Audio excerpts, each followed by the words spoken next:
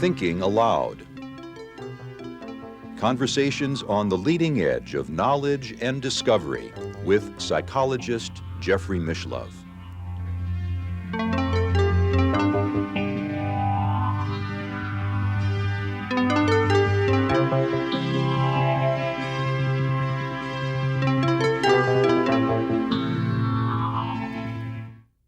Hello and welcome. This is Jeffrey Mishlove. With me today is Professor Huston Smith, an emeritus professor of religion and philosophy, former professor at Syracuse University, at MIT, and currently affiliated with the Graduate Theological Union in Berkeley, California. Dr. Smith is the author of the classic book, The Religions of Man, which has sold over 2 million copies. He's also the author of Beyond the Postmodern Mind and Forgotten Truth. Welcome, Huston. Thank you.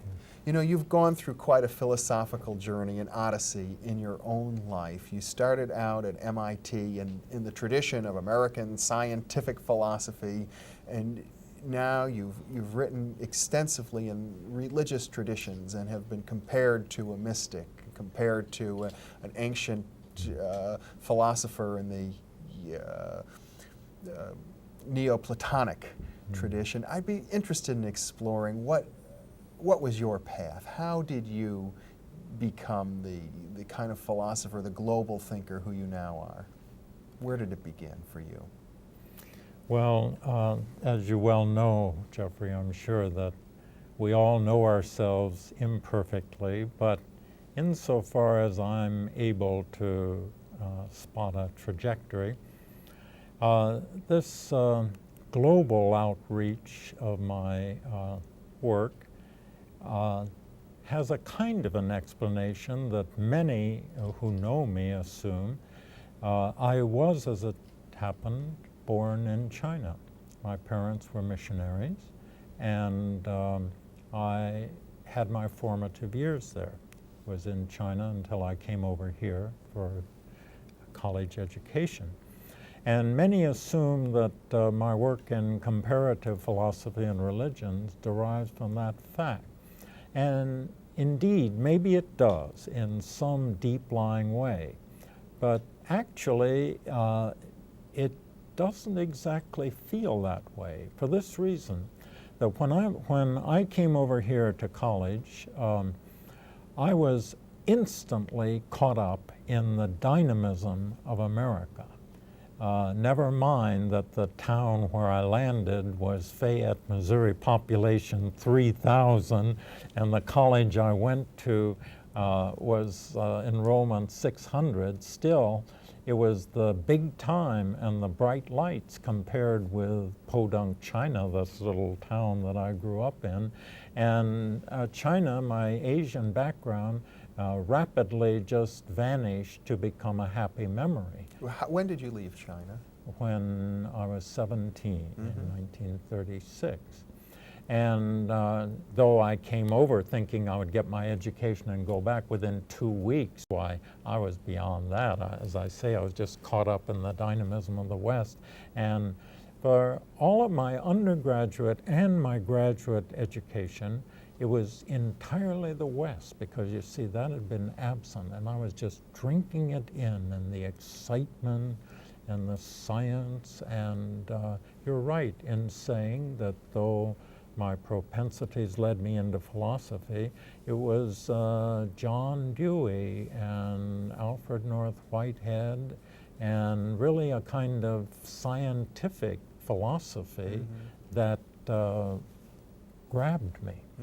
And I was going to make my vocation to bring the spiritual outreaches of man in line with science and have them all of a piece.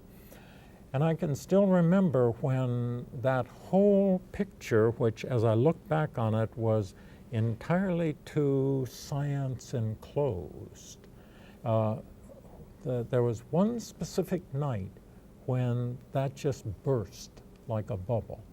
I was spending a year at Berkeley writing my dissertation, and working on the problem of value led me into the problem of pain. And one day I went to the Wheeler Library and looked up in the card catalog about pain. I hadn't thought much about it, experienced a little bit of it. Took back 4 books, and after supper in my room, I noticed the title on one of them was Pain, Sex, and Time. And somehow that seemed more interesting than the others, and I reached for it. And it was one of the most remarkable experiences, one of the 2 most remarkable reading experiences of my life. It's the only time that I read the entire night through. And when the dawn broke and I finally put the book down, I had made 2 vows to myself. One was that I would not read another word by this man until I had my degree firmly in hand. I obviously was afraid I'd never go back and finish it. It was that subversive. That's right. And the other vow was that when I finished, why, I would read everything this man had written.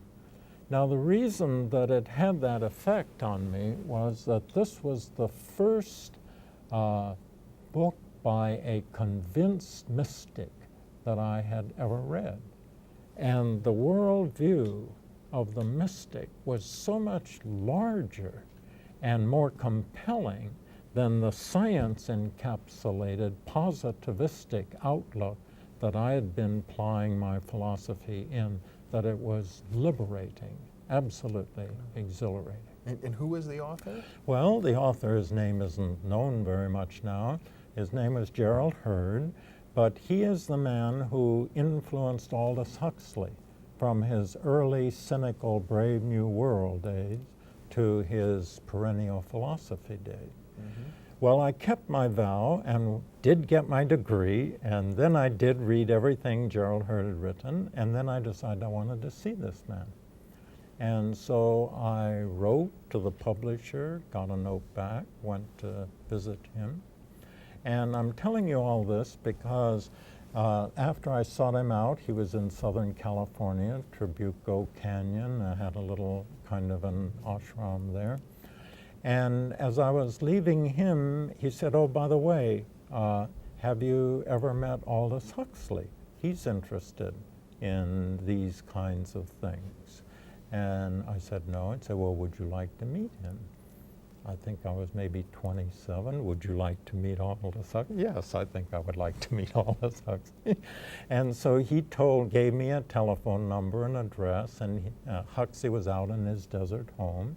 And I rang him up and went out, and we walked together through the Mojave Desert. And I remember saying the silence of the desert had something to do with the pregnant silence of the void, and so on. But now to come to the point, when I was leaving him, he said, I hear you're moving to St. Louis. There's a very good Swami there.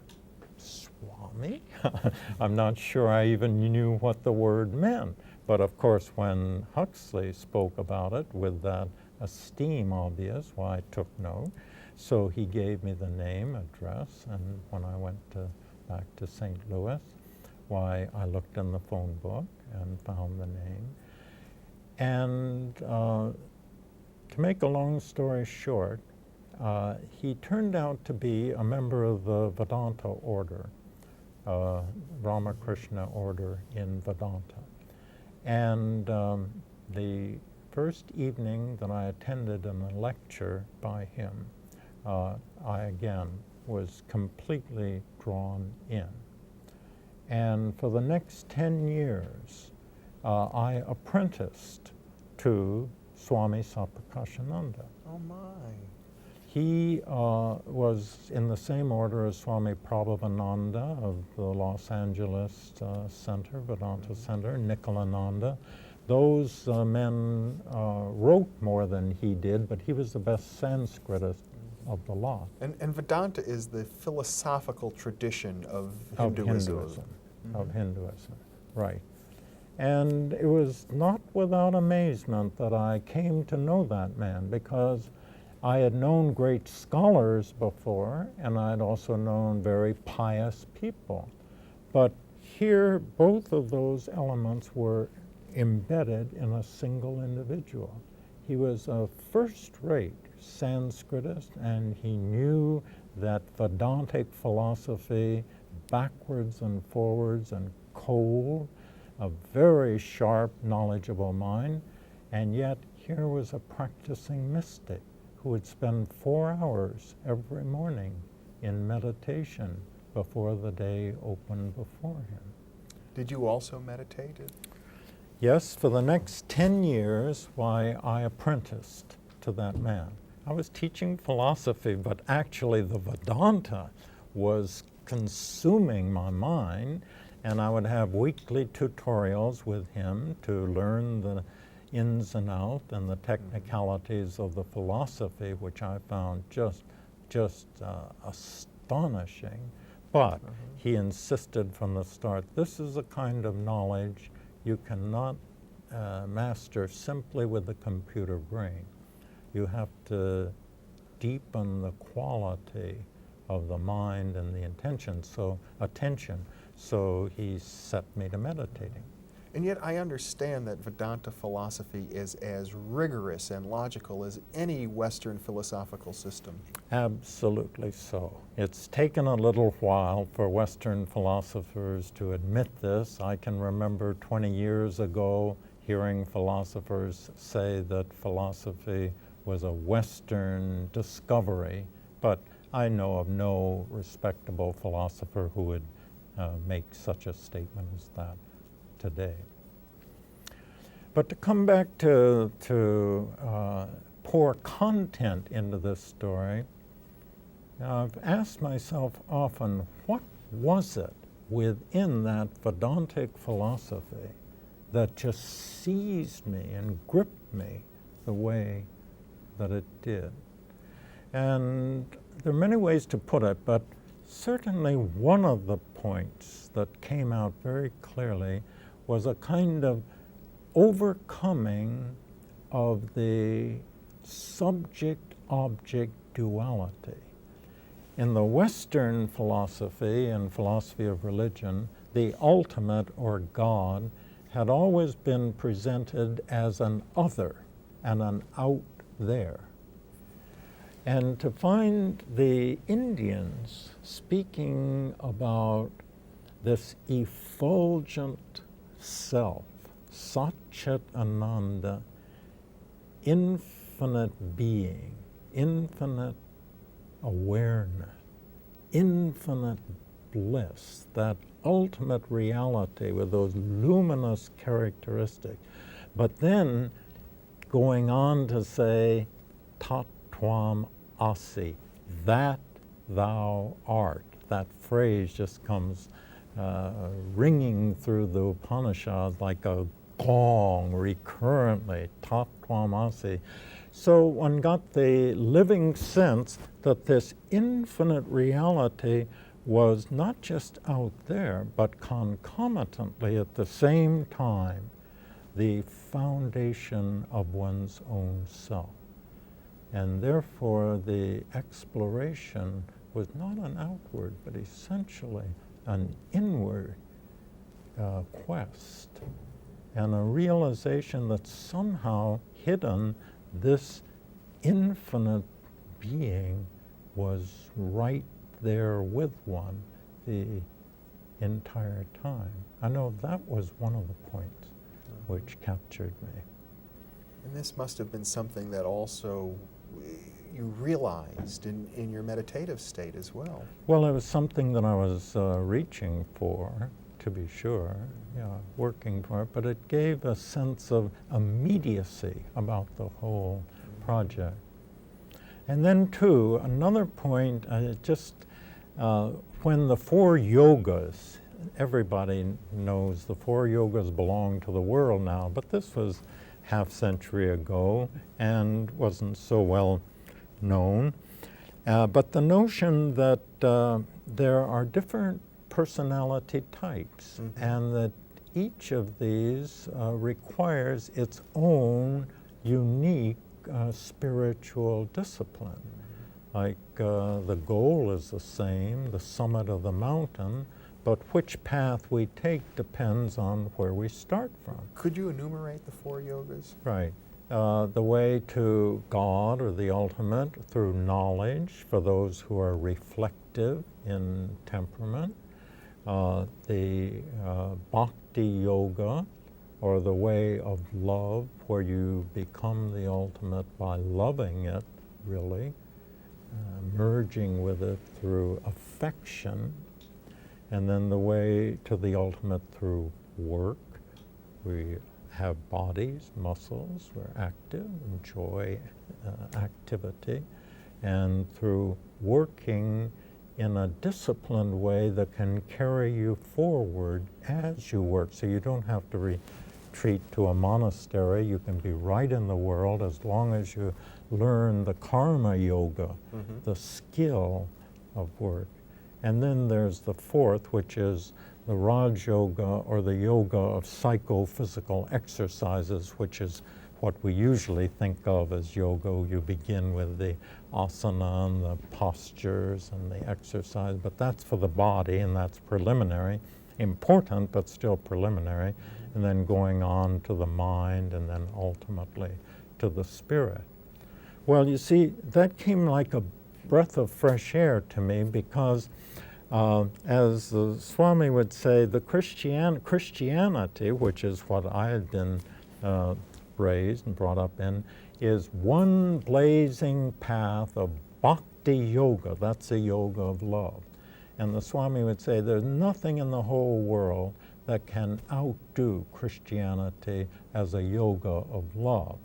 But he says what Christianity doesn't do is to supply as much in the way of hints and help for those of the other type. Now, it turns out that I happen to be a jnana yogi, namely the way through knowledge. This, by the way, isn't factual knowledge. It's not like you know the encyclopedia, and it's not logical agility. It's more like, well, wisdom or discernment or understanding. And it became clear to me early on that, for better or worse, that happens to be my type.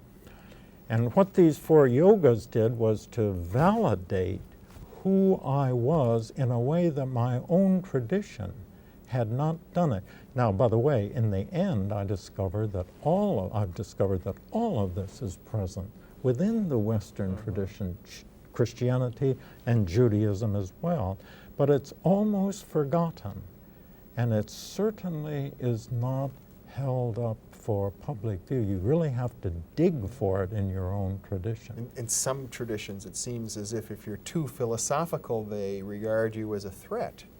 That's very true. There's a statement among the Western theologians, what has Athens to do with Jerusalem? You know, Athens being the symbol of the philosophers, and Jerusalem the symbol of the theologians, and let's just keep them at a distance because they're a threat to us.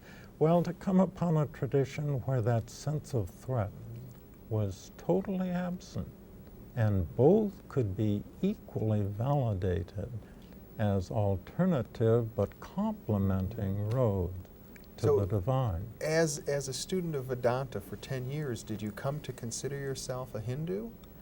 You know, that issue never arose. It's a label, and every label is a libel in some sense. And I don't mean that they don't have their purpose, but after all is said and done, truth is one. And I don't mean to belittle the differences between the traditions. They're very real. Actually, I happen to think they're providential, that they flesh out different possibilities within the human potential and give them release and articulation and full expression. So they're not one, but nevertheless, it was no problem to me as whether I was a Christian or a Hindu. There was a time there where I was actually preaching one Sunday a month at one of the local Protestant churches, and at the same time president of the Vedanta Society. And some people thought that that was a little odd, but it never felt uncomfortable to me. And were you still pursuing scientific philosophy? Well, I was still teaching it, let's put it that way. Yes. But my own convictions since that first night when I read that book, why my heart no longer belonged to the Western naturalistic philosophical tradition, and even in my philosophy, why I moved on to more, what shall I say, full-bodied material with Plato, above all, Plotinus and the like, where one gets this jhana yoga, the way of knowledge, in the Western tradition. I would imagine as a student of Vedanta in the United States, for all of this time, you must have had a yearning to visit India, to the source of that tradition. Oh, I did. And I got there. Actually, I've been there 12 times now. But the first time was very nice. Everybody knows the Ralston Purina Company. And because I gave a television series on world religions in St. Louis, where the headquarters are, and old man Danforth, as he was the founder of Ralston Purina, watched the programs and liked them. And towards the close of the series, he wrote me a nice letter saying how much he had enjoyed them, and adding that he understood that I had not been to any of the Asian countries except China, and if I would be interested in doing so and could be freed from my duties, why he would like to give my wife and I a 7-month trip around the world. So that was the first venture into India. Sounds like magic. Well, to come back, maybe we have time for one more point, and that is another just breathtaking opening for me in the Vedanta was the way in which ultimate reality could be seen and envisioned, not in personal, but in now transpersonal terms. I don't mean impersonal, because that would be less than the human, but more than the human. What do you mean by that? Yeah, what I mean by that is that the view of God which my tradition had given me, even though it was rich and meaningful up to a point, there came a point when that notion of God was too anthropomorphic, too much like a human being. God the Father. Yeah. Mm-hmm. And for example, there's a stage where one maybe visualizes God as physically as an old man with a gray beard up in the sky. And we all know the point where that's no good anymore. But still we keep all these very human attributes. The big booming voice, right? Well, but even that's physical. But I want to go even to the qualities like love and creation. Now, these are very noble things, but the bottom line, I think, is that as human being, we need to worship something which is in a way like us, or there would be no continuity and no resident, but also unlike us, because otherwise it becomes human, all too human, and we can't worship just a giant version of ourselves. In other words, a deity. All right, but now what do you mean by that? We want to worship that? Is that what you're saying? What you're describing is a deity, and what you seem to be saying is, yes, we want a deity, but we need to also move beyond the idea of Godhead or deity to something that is not theistic, but is also not atheistic. Well, yes, that would be true. All right, we come into words, whether one would still call it the deity, and I think I would still use the word God, or the mystics use the word Godhead to distinguish it from the more personal God. Okay. But you see, this is not another God, but it's like the deeper recesses of the divine which bottom out beyond our capacity even to imagine what it is like. But it's more, it's always more in the direction that we're going, but it exceeds, it breaks through the capacity of the mind to capture the nature of the divine. And this is what you refer to as the transpersonal. The transpersonal. And where the mind, it's truly mysterious. Mysterious, that word has become debased because of the murder mystery. A murder mystery isn't a mystery at all. It's a problem that has to be solved. But a true mystery is one where it's a problem where the more you understand about it, the more you see how much there is that you do not understand. So it's like knowledge and awareness of ignorance moving at the same pace. The larger the island of knowledge, the longer the shoreline of wonder. Well, you see, in this notion, what they call it the God beyond qualities, because every quality we name is finite. But this is a divine and an ultimate that breaks through all those conceptualizations. And the understanding of that was a major breakthrough for you. To see the divine in that, it's just plenitude that outstripped the capacities of the mind to track, was exhilarating. Dr. Huston Smith, our time is just about up right now, but I really want to thank you for being with me and for sharing so much of yourself personally in this way, and I look forward to continued conversations with you because I'm sure there's a wealth of stories there, and I'll enjoy sharing them very much. Thank you for being with me. You're most welcome. And thank you very much for being with us.